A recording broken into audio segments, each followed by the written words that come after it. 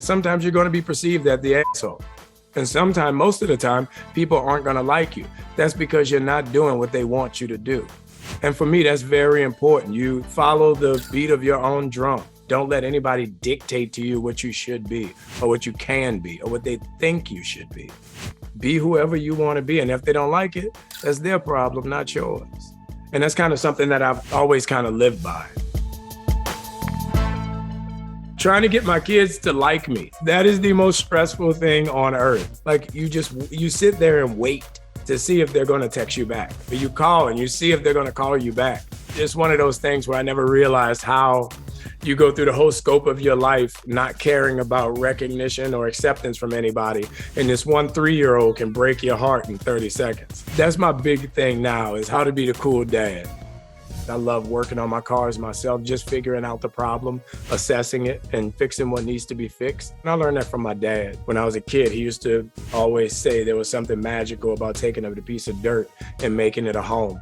Working with his hands was something that was very dignifying for him. So I've kind of inherited that trait from him. I love to go fishing. I love to be out in the woods. I love to, be out in the backyard doing some landscaping or just building stuff. I'll build anything. I don't care if it's popsicle sticks. Just something to take my mind off the outside world, because we're faced with so much ridicule and judgment and so many questions. At what point do you step away from that and just take care of yourself?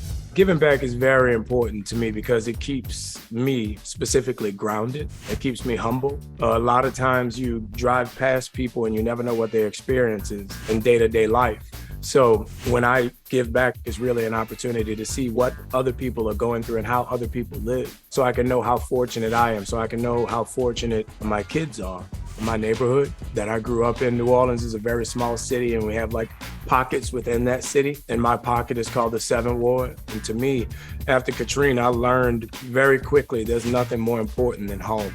You never know when your miracle is going to come, but it comes always on time. Seeing all these families that we've been able to touch through the Community Matters initiative with GAF is really humbling, knowing that there's so much that can be done and there's so little that's being done. When you fly into the Gulf region, you see all these blue tarps on these houses.